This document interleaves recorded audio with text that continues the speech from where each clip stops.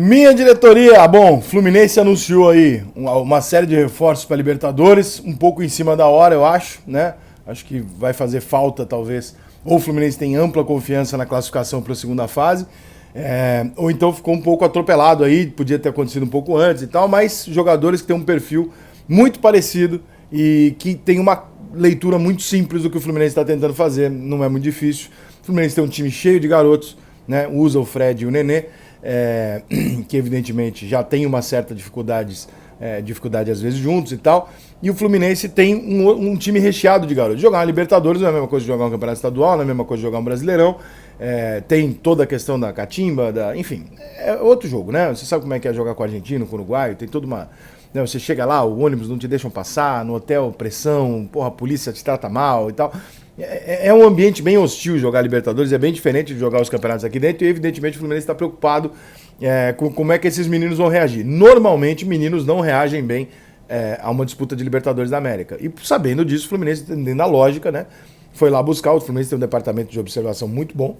E dentro da lógica eles foram buscar jogadores com experiência o suficiente para você colocar ali naquela seguinte: se não jogar, se não der certo, se o cara perder a posição pro garoto, ele tá ali. Ele tá ali no grupo, ele tá ali fazendo parte, ele tá... Então a leitura do Fluminense é essa. Acho que o Fluminense contratou os jogadores para serem titulares absolutos? Não, não acho. Por que não acho? Vou falar em cima do que eu conheço, tá?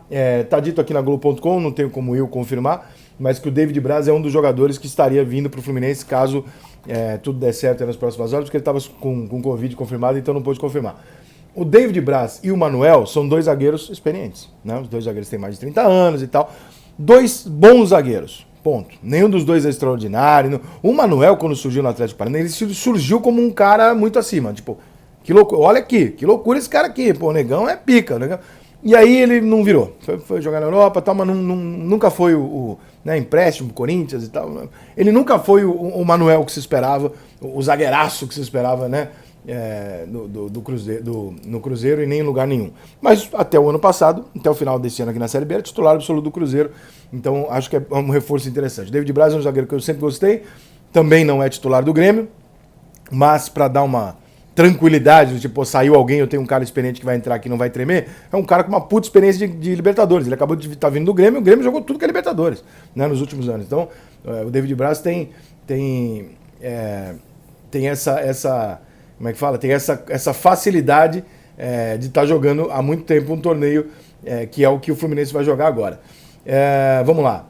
Outros reforços anunciados pelo Fluminense, que o pouco que eu posso dizer aqui desses caras. Não vou ser hipócrita de chegar aqui e ficar dizendo que eu conheço o Abel Fernandes e o Bobadilha pra cacete, né? Tô olhando aqui só para confirmar a ordem e os clubes. O equatoriano Casares, esse eu conheço bem, porque o equatoriano jogou no Atlético Mineiro, né? Não me importa o quanto jogou no Corinthians, porque não vi, não prestei muita atenção, até porque não foi muito bem, o Corinthians não estava bem, ele também nunca se firmou demais.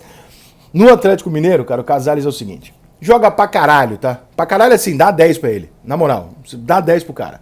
Se ele entrar na linha, se ele jogar direitinho ali, se ele não fizer besteira, se ele focar, joga muito, mas muita bola. Muita bola de resolver problema, tá?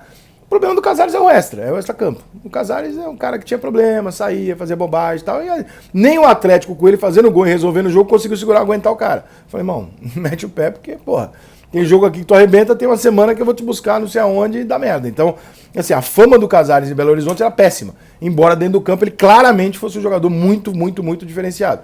Então, acho que o time do Fluminense hoje é um cara que, se você conseguir botar na linha, se você conseguir convencer ele num tiro curto a estar focado, a melhor das contratações é o Casares. Se ele vai render, eu não sei. Mas, tecnicamente, ele é a melhor das contratações desse bolo aí que o Fluminense está anunciando.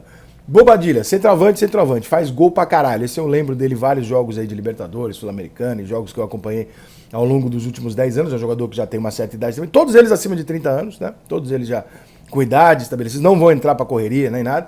Não sei se vai disputar a vaga com o Fred, é provável que sim. E evidentemente não deve ganhar, né? Porque nós estamos falando de dois jogadores com idade, um ídolo, outro não, e o Fred é muito mais qualificado do que ele, que é um caso muito parecido com o Abel Hernandes do Internacional, que também é um jogador de ataque e que também dificilmente. Então, ali nós temos três jogadores muito parecidos para disputar a mesma posição. O Bobadilha pode jogar um pouquinho mais para a direita? Pode ser, mas não é provável, né? É provável que o centroavante fique e os jogadores de beira sejam jogadores mais jovens para criar correria, contra-ataque e tal. Então, o Fluminense se blinda em relação ao Fred. Se o Fred sair, nós temos jogadores parecidos ou pelo menos com uma característica de jogo internacional, experientes e tal, que não vão tremer aqui nessa situação. O Casares, eu acho até que o Nenê pode ter problema. Se o Casares estiver meio afim, o Nenê pode ter problema, porque o Nenê, obviamente, está numa curva para baixo, né? Claro, natural da idade dele, toda a carreira brilhante dele. E o Casares ainda tem ali um gásinho a mais. O problema do Casares, já disse e repito, é você fazer o Casares focar. Se for, é aquele jogador que tu vai passar a vida inteira falando, mas se ele quisesse, é isso. O Casares é isso. Se ele quisesse, 10 do Flu, irmão, mole. Mas, dificilmente ele quer. Então ele fica rodando aí, rodou no Galo, no Corinthians e tal, e acaba não jogando tudo que ele pode. Em relação ao Manuel, já está dito. Em relação à filosofia do que o Fluminense está fazendo, eu queria ser razoavelmente prático e honesto com o torcedor do Fluminense. Você, tricolor, não tem na sua cabeça o sonho de ganhar a Libertadores esse ano. Né? Você talvez não tivesse o ano passado nem o de ir para a Libertadores quando você olhou o seu time. Teu time lá está endividado, tem um elenco super reduzido, são garotos da base. Quando um garoto vem da base, você não sabe o que é esse garoto, você não sabe quem era o zagueiro, o Lucas Claro, você não sabe. Né? Você vai descobrir quando ele vai jogar. Então você pode até esperar uma coisa ou outra, mas você não tem certeza do que vai acontecer. Então foi uma surpresa para o Fluminense chegar na Libertadores desse ano da maneira que chegou. Né? O Campeonato Brasileiro sem público, atípico, com times focando em outros campeonatos. Tudo isso faz parte e não adianta omitir. Por que não adianta omitir? Porque, eventualmente, se o Fluminense entrar na Libertadores e for eliminado numa primeira fase com o River Plate dentro do grupo, não é um absurdo. Desculpa, mas não é um absurdo. O Fluminense não tem um timaço.